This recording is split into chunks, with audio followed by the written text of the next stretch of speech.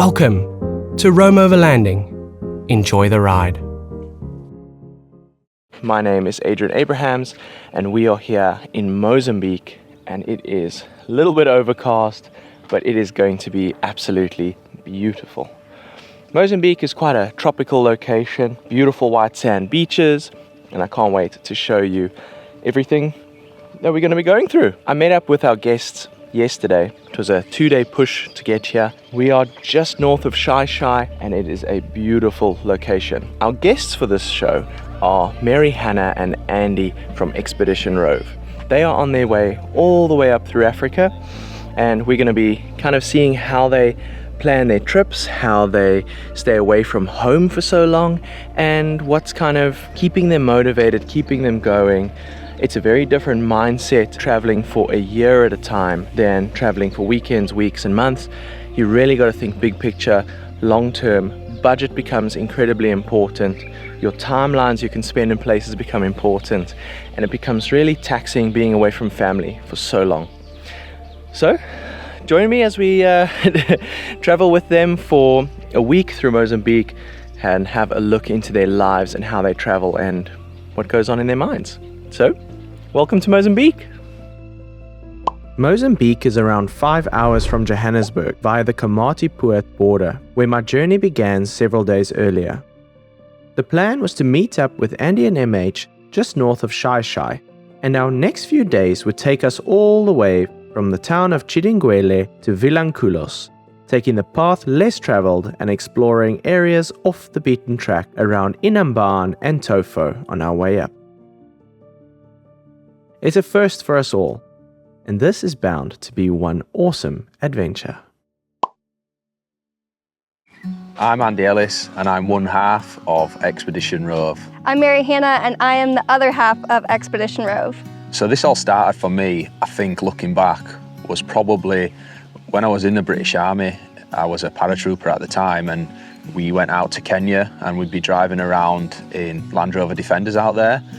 But instead of having all the overland gear, we had a rucksack carabiner to the side of the Land Rover, and that would be our house basically. So we'd be cooking on hexamine and just sleeping on a roll mat under the stars there. I loved that, the sensation of everything I own is this vehicle. So when I go from A to B, this is my house, this is everything to me. So after I left the British Army, I moved to California, and I was looking around California for a job, and I bought a Land Rover Discovery 2 at the time for $1,500, and obviously owning a Land Rover, I ended up getting pally with the Land Rover garage. Andy and I were living in California. This was 2016 timeframe, and at the time we had never heard of overlanding. And then our next door neighbor came back one day with a trailer that they had bought with a rooftop tent.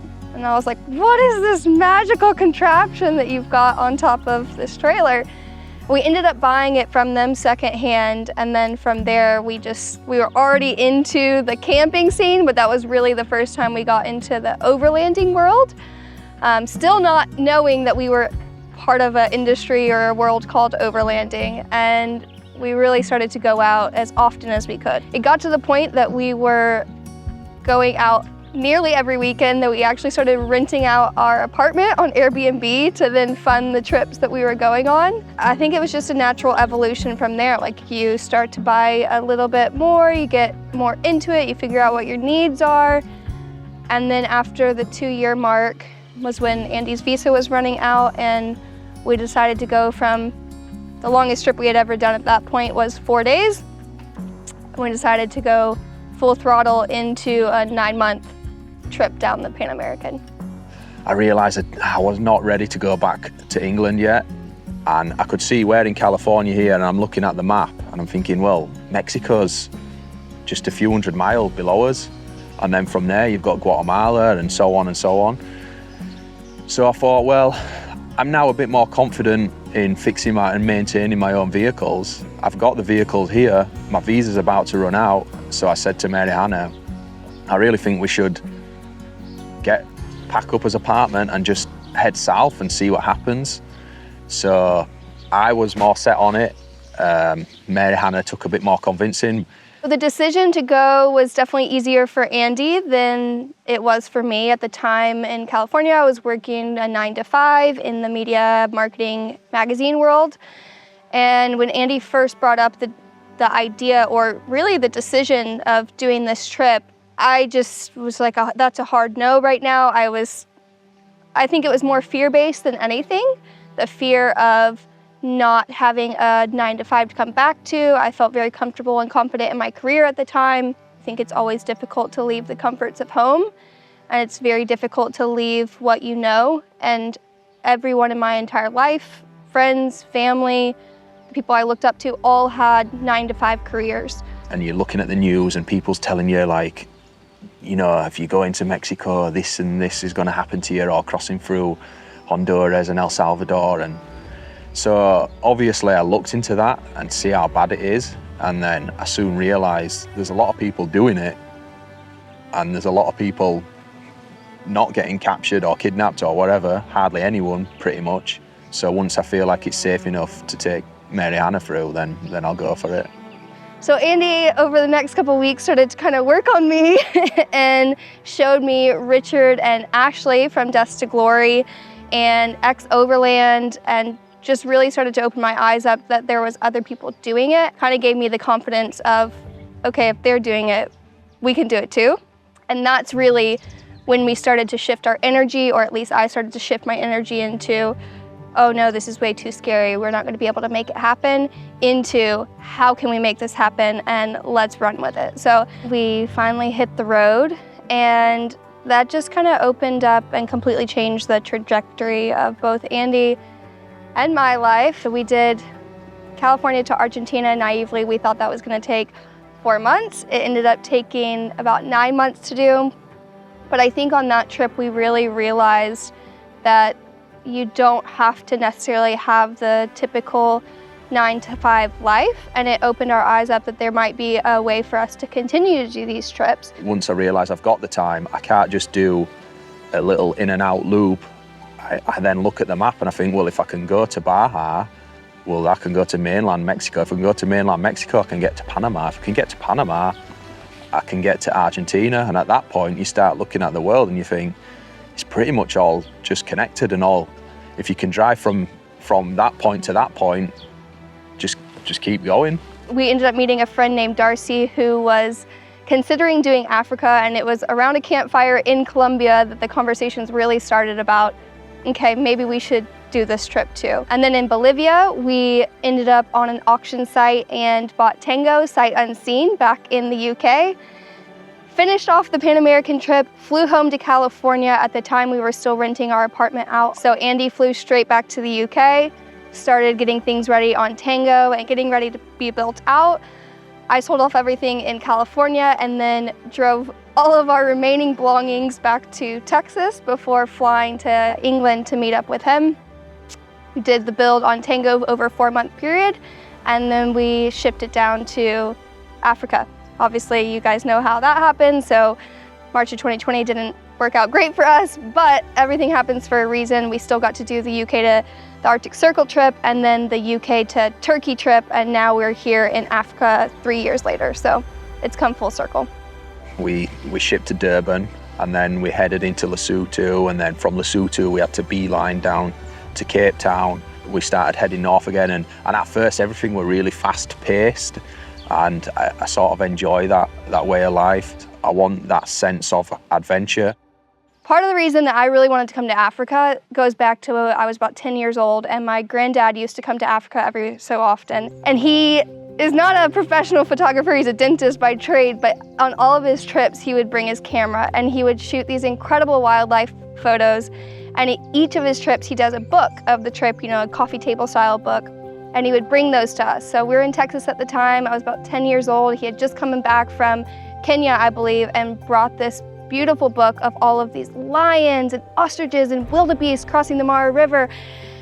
And I was like, okay, this is a bucket list trip. And at the time, I mean, 10 years old, you're dreaming of the whole world, but everyone else was dreaming of going to the beach, and I was dreaming of going to Africa and shooting photos of the wildlife.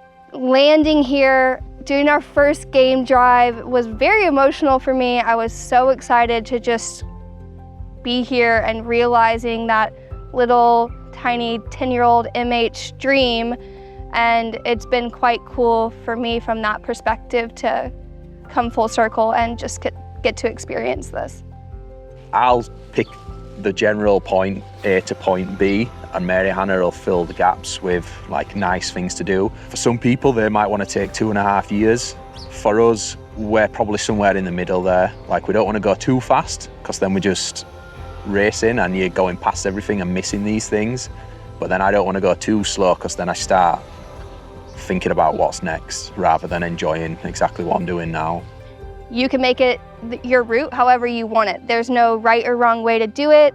For example, if you look at our route so far in Southern Africa, our route is like, pew, and it makes no sense to the outsider, but for us, it made perfect sense, and it still makes perfect sense. So I'm really excited now to start pushing north. I'm excited to make up a little bit of miles, since we have taken it a little bit slower in the southern portion than we originally planned. And I'm just excited to see what the more northern part of Africa has to offer.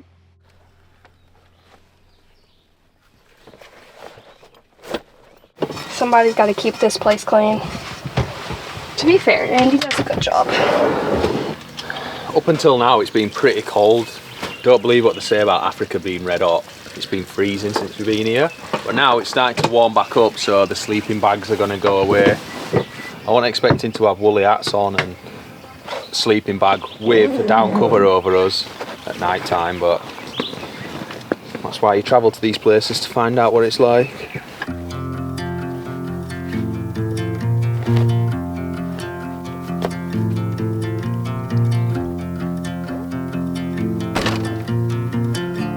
We are hunting out some seriously beautiful white sand beaches. Pretty excited to get out and explore Mozambique a bit. It's my first time out here, so it's a pretty cool opportunity to travel and see this beautiful place.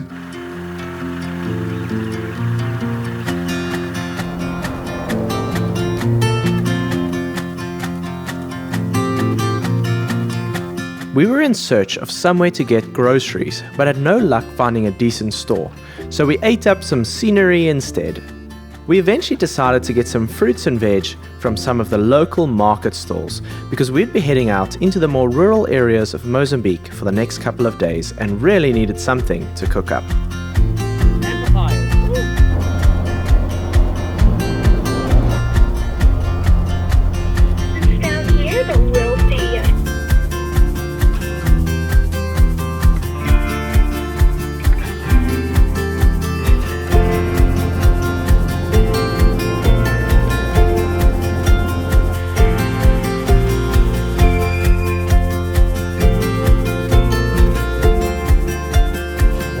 Jungle now. I love this.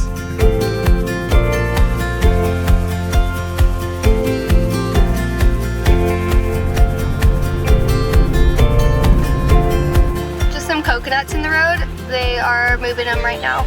Ciao, ciao!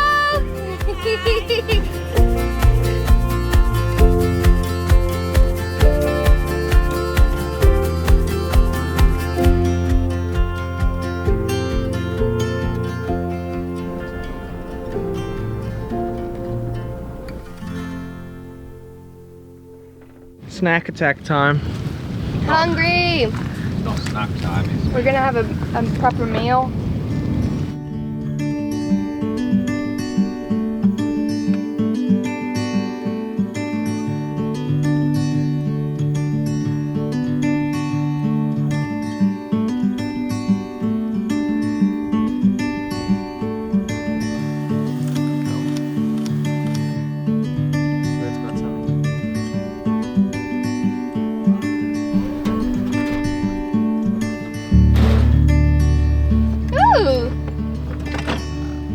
Surprise. Oh.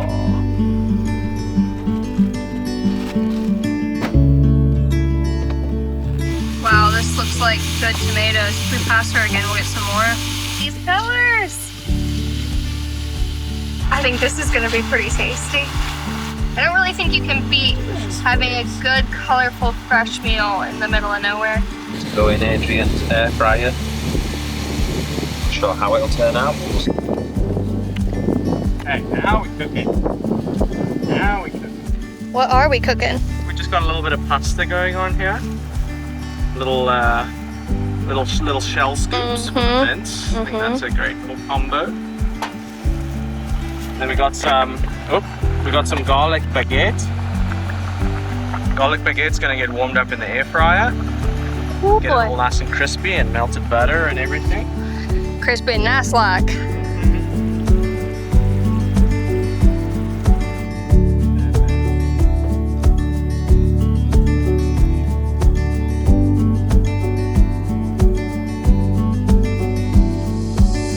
MH, you have outdone yourself. I do love a bit of food, that's for sure. Do you think the romance of camp cooking is dead now that we've got induction and air fryers and The romance. the romance? I love it. I think you can. It takes some getting used to, definitely, with induction, but slow and low. And I think you can cook pretty much anything that you would on gas.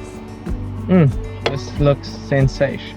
You would not be able to make a fire and do this like on the side of the road. No, and it's quick You know. and it's easy. We didn't have to set anything up. Let's eat. Let's eat. Let's eat.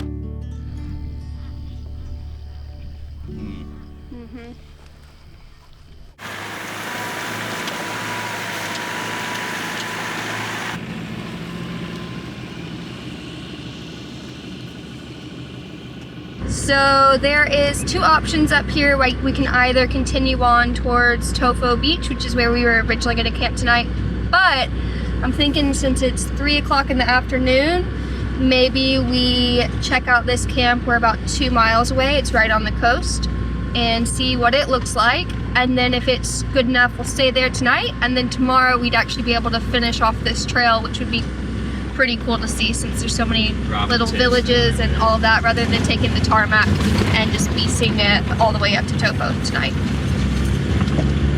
Yeah, I think if it's only 2 miles away, we're just going to check it out. And honestly, I think the driving today has been great, and I could probably just settle down. Anyways, I'm feeling a bit tired. Andy mentioned something about a cup of tea, so a cup of tea by the sea, that won't be bad for me.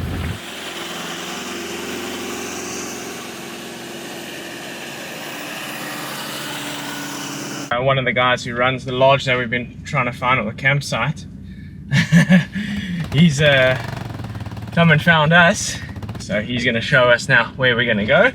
One hell of an adventure for just 2 miles away. That's how it goes, huh? But geez, what a beautiful little exploration here. It's absolutely stunning, right next to this lagoon. Oh, wow, it's magical. Really, really is.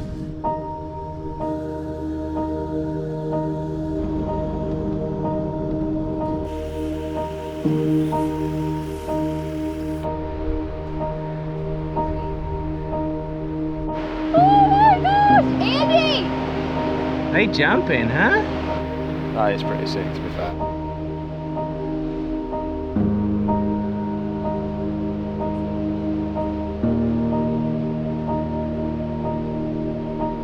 That is pretty much the end to a pretty awesome day. We took a really nice back dirt road MH plotted for us, and really got to see a side of Mozambique that was really awesome. Go through all the little villages, see all the people, lots of smiley faces, lots of people waving, and it was really fun. Mozambique definitely has a more foreign feeling about it than places like Botswana and Namibia, and I think Andy and MH kind of were feeling that vibe as well, getting excited by that, and I think it's pretty cool. Reminds me a lot of being in Zambia and stuff, and it's very fond memories for me, so it's pretty awesome. We just got into camp, we've set up, we went and watched the whales. It's a freaking awesome little spot this. It's like a little piece of tropical heaven here. So got a nice little fire going, I'm gonna settle in for a beautiful evening, and we've got a big day of adventure ahead of us tomorrow.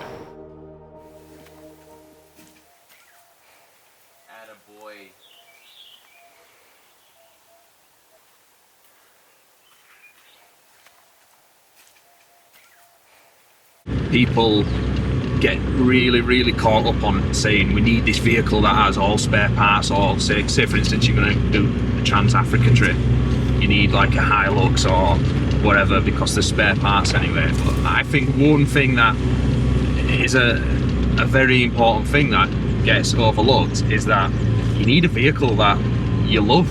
That's the main thing, you know what I mean? You can put up with a lot of things if you love the vehicle. Like if your dream is to drive a Citroen 2CV across America, but it's not that reliable, or across Africa or wherever, well, you'll put up with some of the mishaps because you love that vehicle. But the bigger thing to bring is patience. This day and age, you can pretty much have any parts you want within about 2 weeks. So if you've developed a fault or you broke down somewhere, you get to a campsite and you just wait it out for a couple of weeks and then your part will arrive.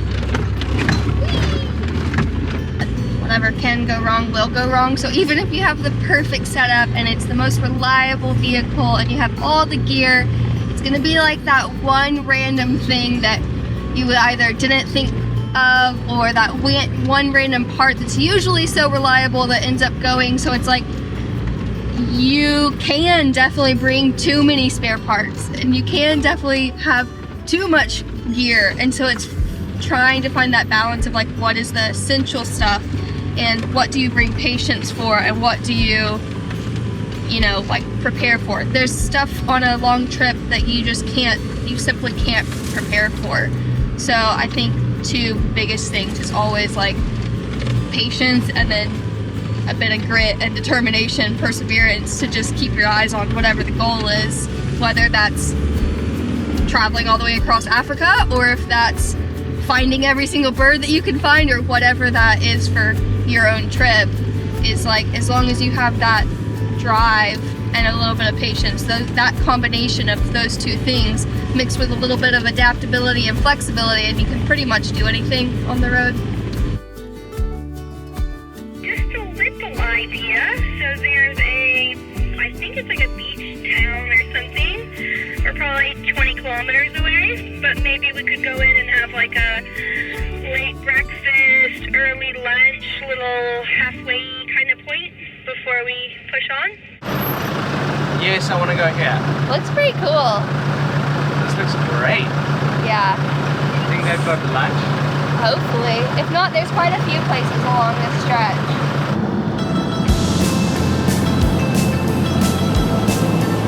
Oh, Mozambique, you beauty.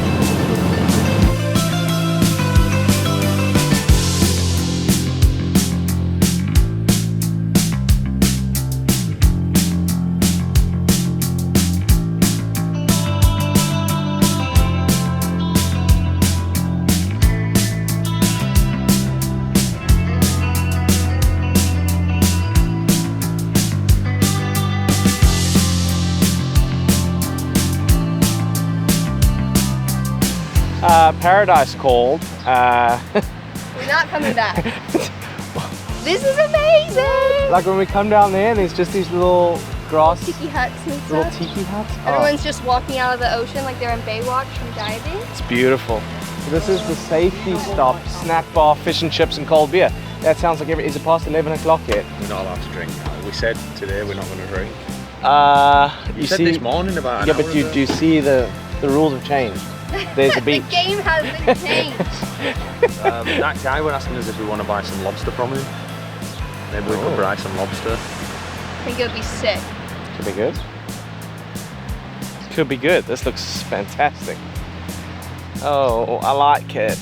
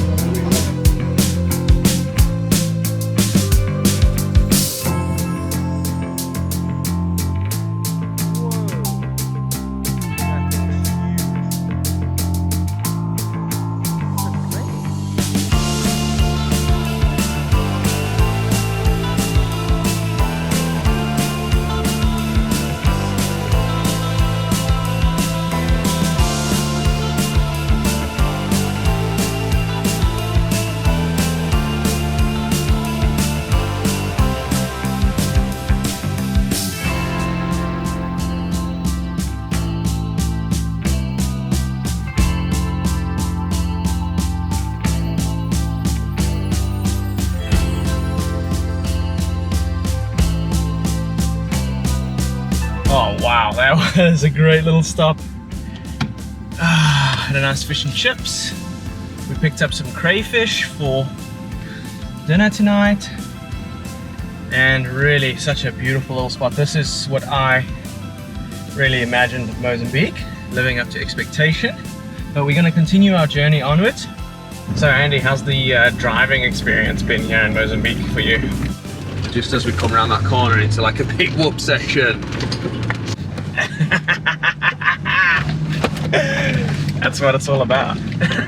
So far for me, it was really exciting at first, like coming from England, say like in Namibia and all those, where it's just hundreds of miles of long gravel roads with, even though like you might start hating corrugations after a while, that's all new for me and exciting, and seeing like the dust cloud behind you as the sun's going down, it feels like you're in a little fighter jet. And then now we're coming into a more tropical environment, so it's changed again, which feels good. But the only thing that we're missing as of yet is some wet, muddy driving, which maybe might be more so towards West Africa, but who knows what the future holds.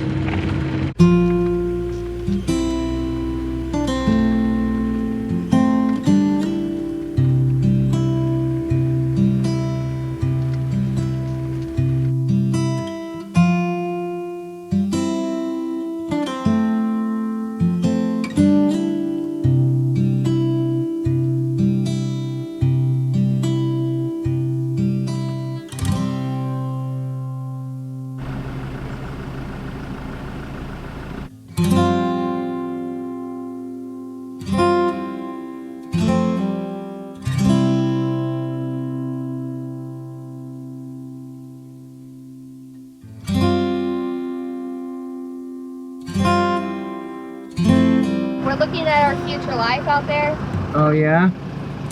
daydreaming about this one-day sailboat. Oh, one day. One day.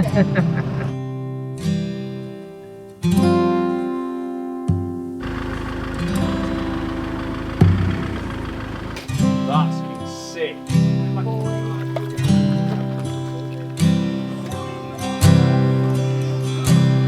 Spread the cold, but spread the love.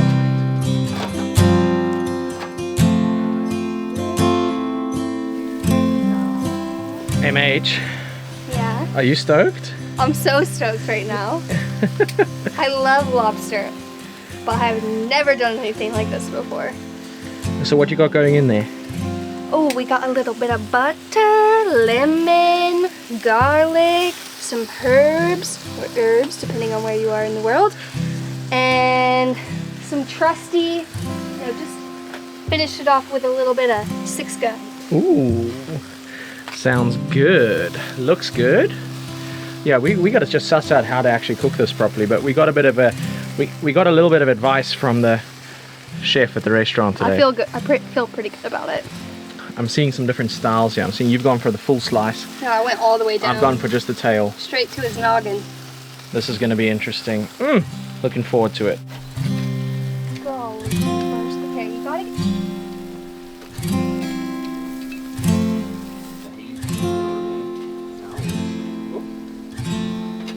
Look at that! Oh my god, that's amazing. Dear Lord.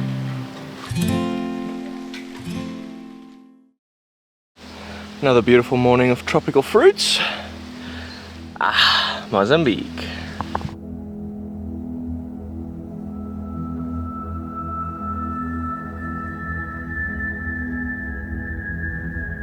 I do love driving on overlanding trips. It's just like I get in the car in the morning, I feel fresh, I feel ready to go.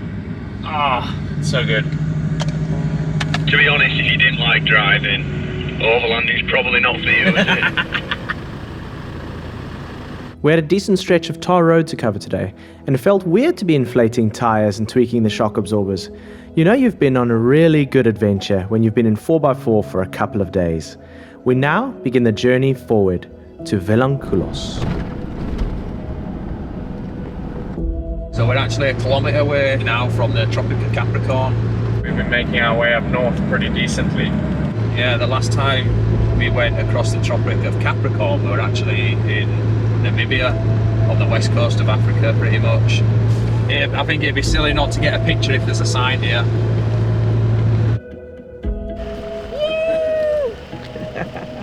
You know you've crossed the Tropic of Capricorn once the baobab trees start popping up everywhere. The color of that water is insane.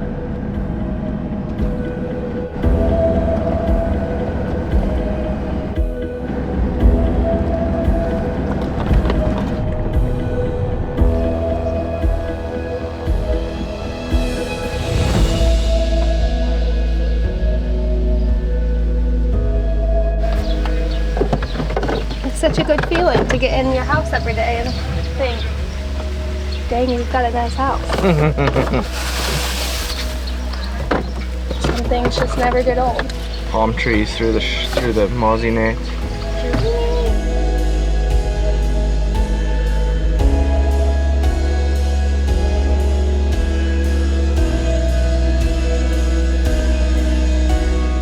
Mozambique has really surprised me. I thought it was going to be a place that we would go spend, 3 or 4 days and then would be ready to push on.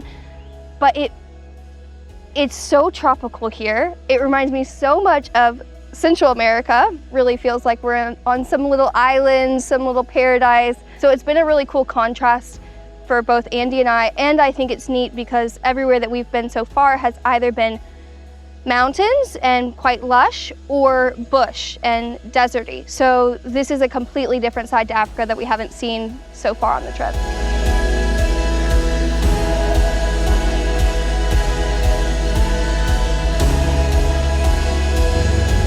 Just the color of the water is insane. Jinx, I just said the same exact thing. Mixed with this dirt too.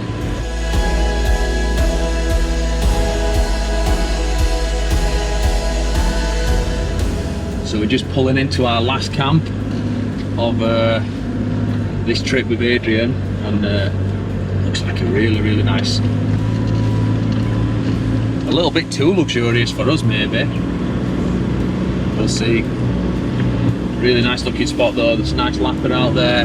The ocean's only what, like 100 meters away, maybe less. That's a bit of a day maker. Look, he even put a second straw because he knew it was going to be so good. Come and do it like lady. Cute.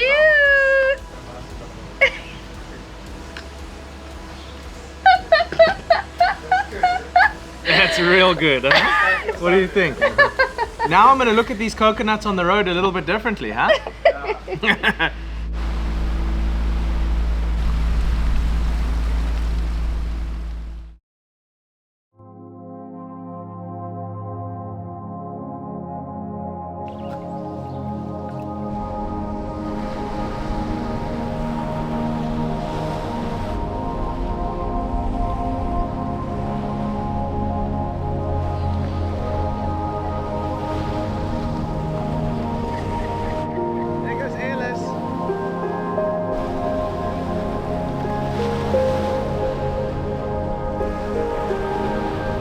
I must say, my time with Andy and Mary Hannah has been really awesome. We've had a lot of fun together. It's been great to see how they travel, how they approach travel, and just how much they enjoy themselves and balance out their work life with their travel life, with their relationship. It's definitely something very inspiring and motivating. I really wish them well on their journey ahead. Thank you so much for tuning in, and I can't wait to see you on the next one, wherever that might be.